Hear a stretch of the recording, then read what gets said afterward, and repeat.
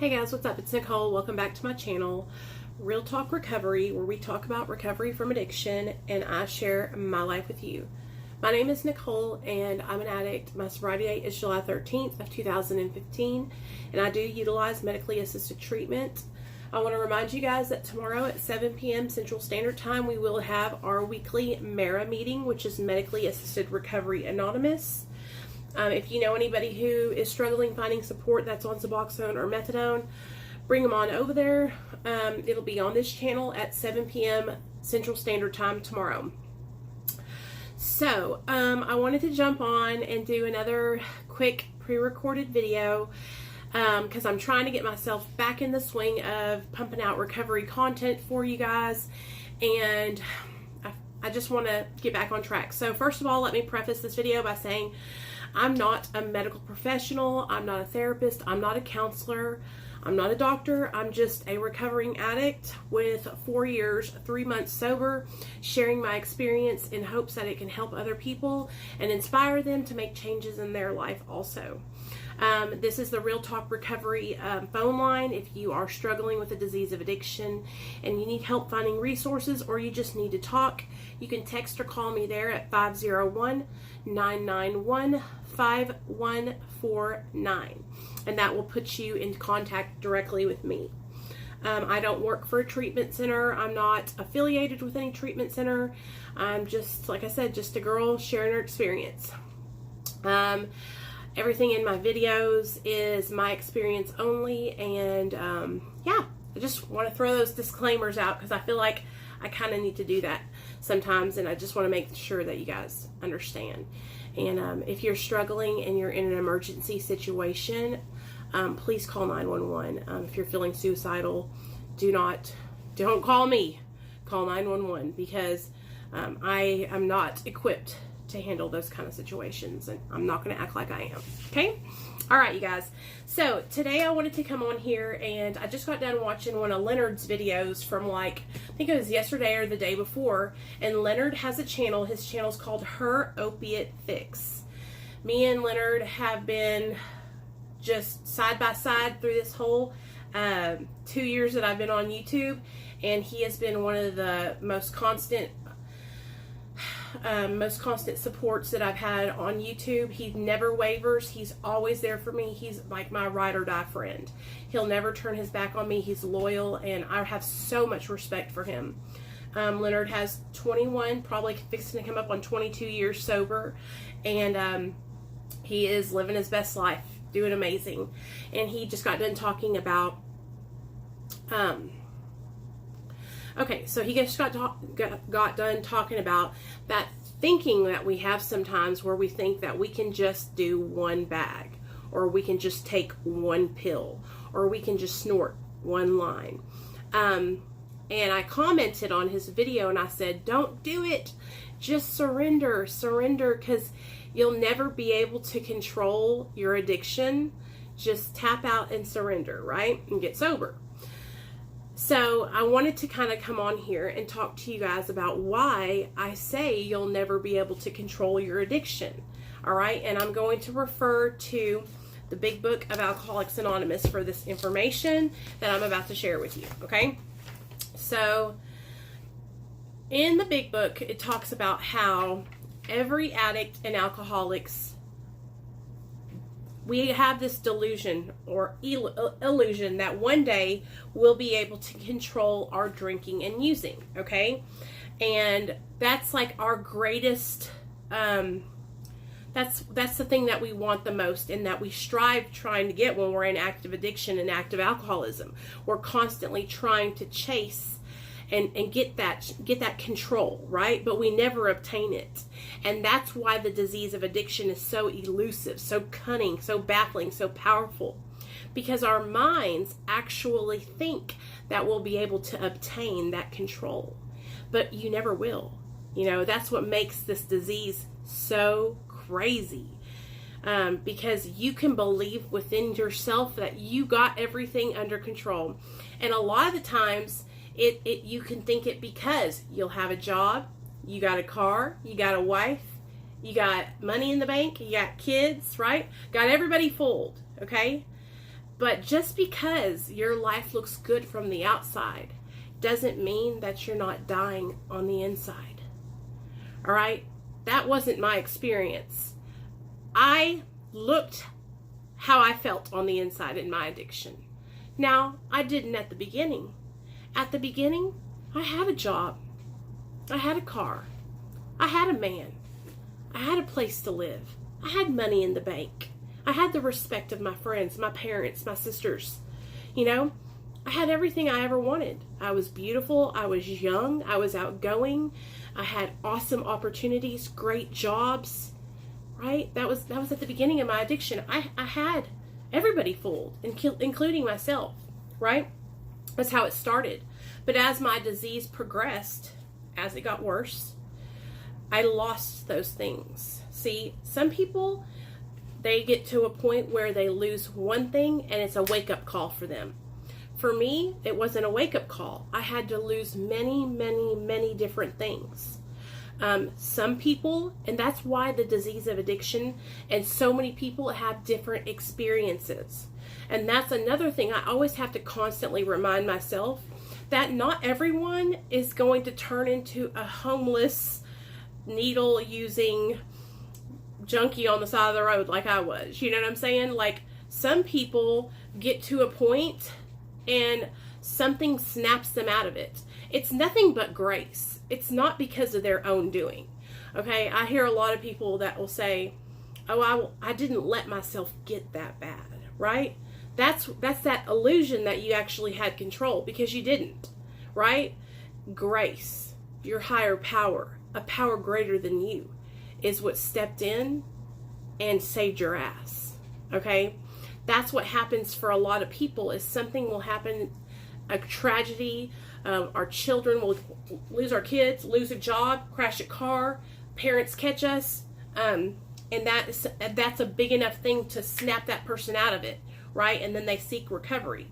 Then you have people that these things happen to and they don't snap out of it, okay? Like me, I went to prison, didn't snap out of it, lost my child.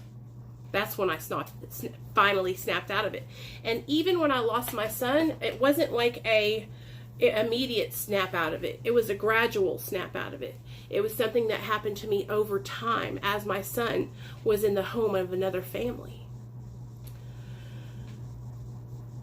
Everyone's experience is so different with this disease, but we all have one thing in common, and that's, if we don't get sober, we're going to die. And we're all struggling, and we're all hurting on the inside. I've never met an addict or an alcoholic who truly loved themselves and felt good about themselves on the inside that was actively using and drinking. Every person that I've ever met that had an addiction or alcoholism was so miserable, so sad, so depressed, and hated themselves. I've never met anyone who loved getting high and enjoyed what they were doing to themselves, ever. And I've met a lot of people with addictions. You know, I think sometimes we will lie to ourselves and we'll put on this front that we're okay and that we like doing what we're doing. But in the inside, deep down, we don't feel good at all. So, okay. Now, let's talk about that control I was telling you guys about. Let me see.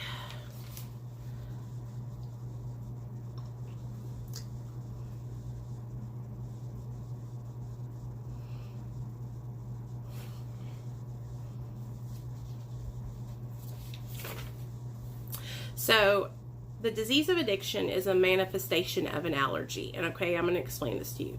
So, when we take drugs or alcohol into our bodies don't respond to the drugs or the alcohol the same way a person who doesn't have the disease does. Our bodies don't metabolize it the same way, right?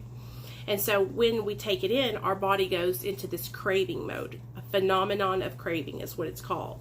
And then once that craving is kicked into motion, you know, then we want more and more and more and more, and we go on a spree. Men and women drink and use drugs essentially because they like the effect produced. The sensation is so elusive And this is where it shows you that we had no control.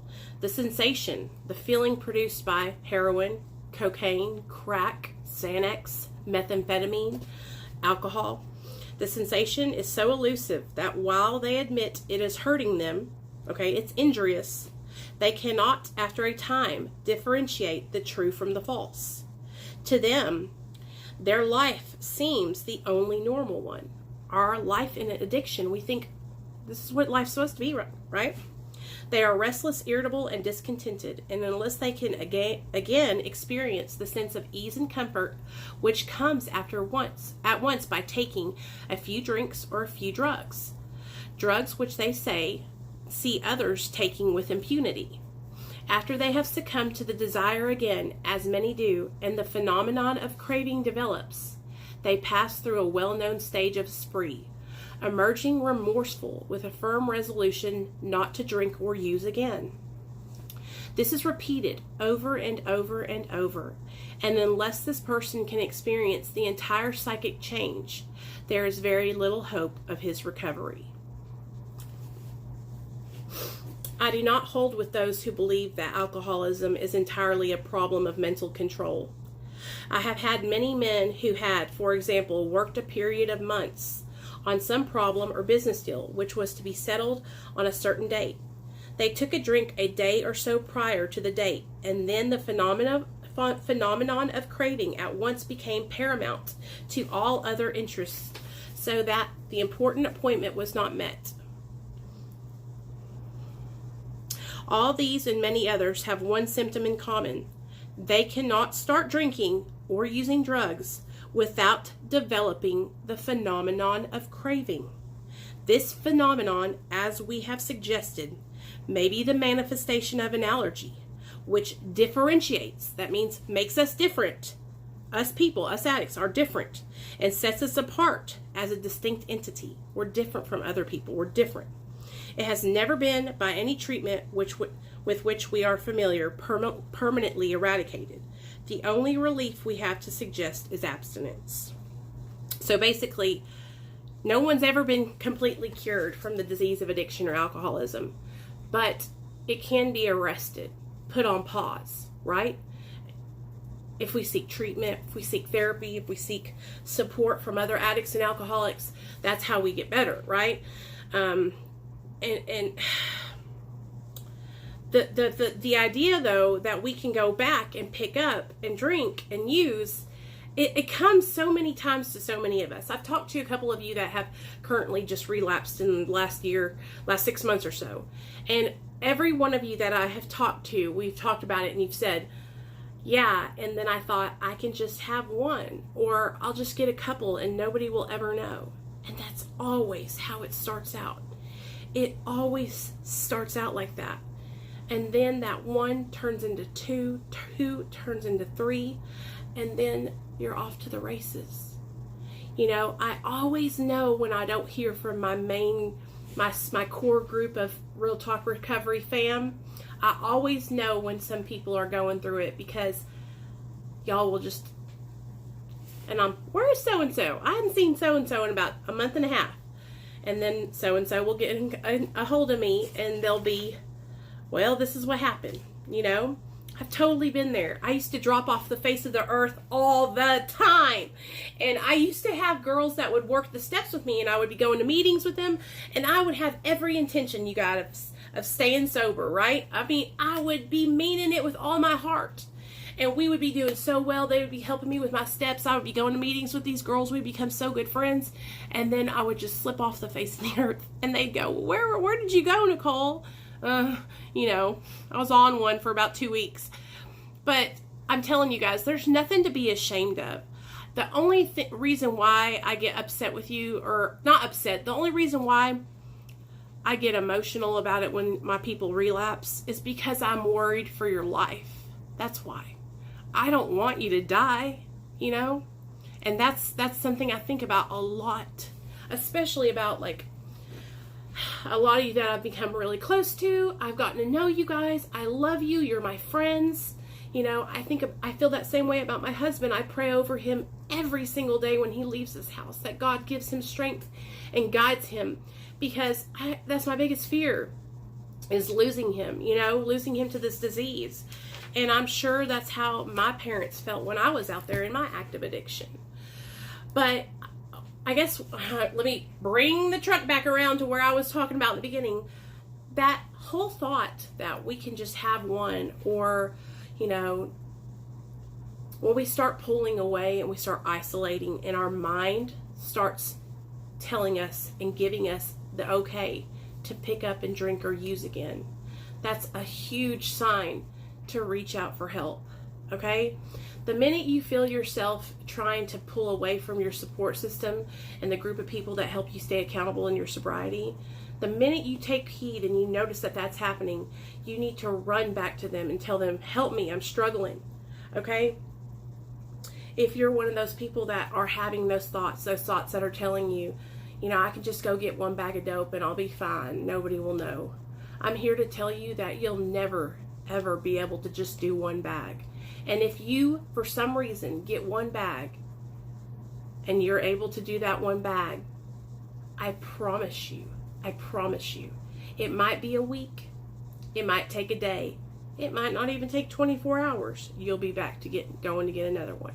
Because what happens is it opens up that craving, that phenomenon of craving inside of us, and it triggers that. And so once we put the substance into our body, we set the ball into motion. So as long as I'm not taking in those substances, that ball's not going to go rolling down the hill. Okay, it's kind of like, you know how you got a door and you got it propped open, okay, and a little piece of wood's right here.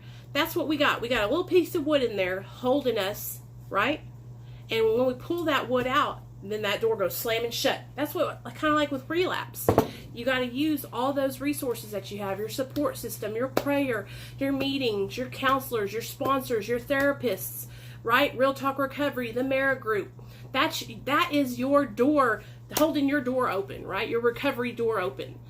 Don't pull that damn wood out of the way. Don't stop doing the things that you do to stay sober. Don't pull away from your support system, because the minute you do, that shit's going to slam shut.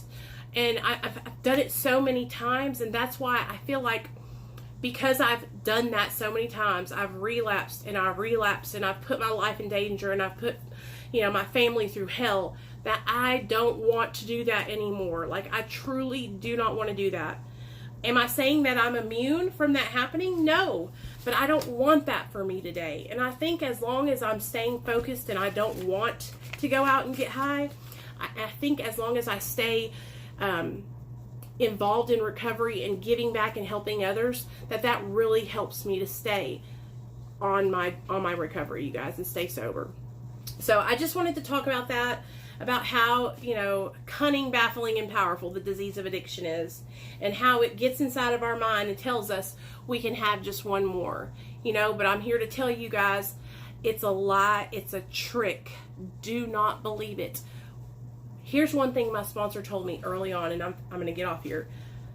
If my mind tells me yes, then I need to go to no. So whatever your first thought is, do the opposite. Or if you think something, the first thing you think, instead of following through with that, go ask somebody. Say, hey, I just thought about going down to 12th Street where I used to kick it. Do you think that's a good idea? No. So, you hear what I'm saying? If you're in your first year of recovery, you need to be asking other people's suggestions, because they're going to help you, okay?